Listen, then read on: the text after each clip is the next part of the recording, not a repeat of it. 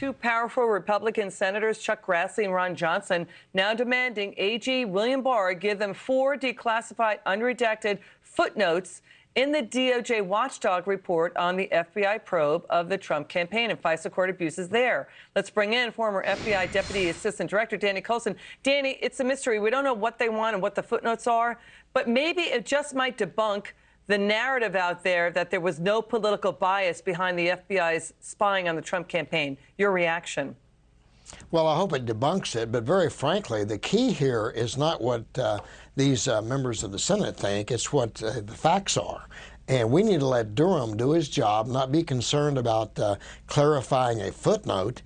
We're talking about the greatest scandal in the history of the federal judiciary, probably, and involves the highest level of the FBI. They need to sit back, let him do his job, and come up with a case, if it is there. That's what we need to know. The debunking of a theory, to me, has no weight whatsoever. The facts are what matters. And if the footnote is wrong, that's okay. It's okay. Let's just let him do his job. The criminal prosecutor, what's happening now, what these Republican senators find, he may throw the book at Comey and his team. I mean, Senator Grassley and Johnson, in their letter to the Attorney General, say they are worried and concerned. Voters are being misled by the DOJ watchdog report, that voters don't have a complete picture of what's going on.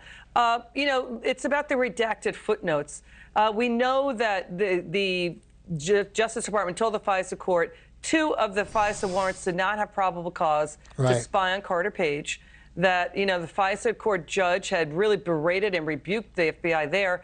One footnote we found, it talks about Christopher Steele's own source for that anti-Trump dossier, basically said that there was, quote, that Steele's dossier was exaggerated. Then it gets blacked out. Your take on that?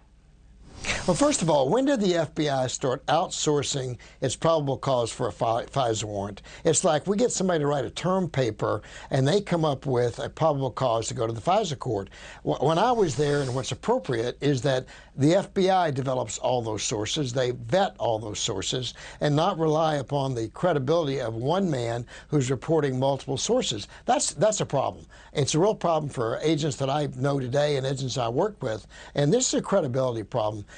Who really needs this thing wrapped up? Our FBI agents. They need to know that not only are they accountable, but the leadership of the FBI is accountable too. If not, the morale in the FBI is going to be in big time trouble. And we need accountability. We want it. You know, the DOJ watchdog already found political bias contaminated the probe about the FBI's probe of the Hillary Clinton email server. We found this misleading quote in the FBI's FISA warrant application. The FBI speculates that the identified U.S. person, meaning Fusion GPS Glenn Simpson, was likely looking for information that could be used to discredit candidate number 1, meaning the Trump campaign.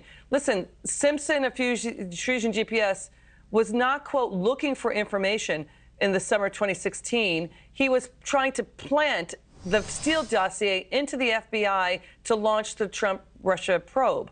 I mean, that's what the DOJ watchdog found. And final point, Danny, before I let you get the final word, FBI James Comey, the director of the FBI then, he knew by October 2016 that Justice Department was really worried that they were using the anti-Trump Steele dossier. He knew it was funded by Democrats. He knew it was opposition research. They worried that Steele was a Democrat operative, but the FBI under James Comey went ahead anyway and started getting FISA wiretaps to spy. Your reaction? Oh my gosh, it's disgraceful. That's when you have one of your lawyers say, you're doing the wrong thing. I actually met with James Comey after the Hillary Clinton exoneration. He had that very same conversation, or I had it with him, is that he needs somebody in his staff that's not looking for a promotion or a transfer to tell him that's a really bad idea you're doing now.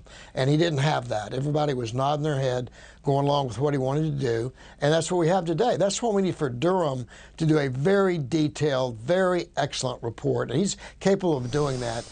I just hope he has the courage to do it. We will see. Danny Coulson, come back soon. Thank you for your service to our country, my friend. Come back soon. Thank you.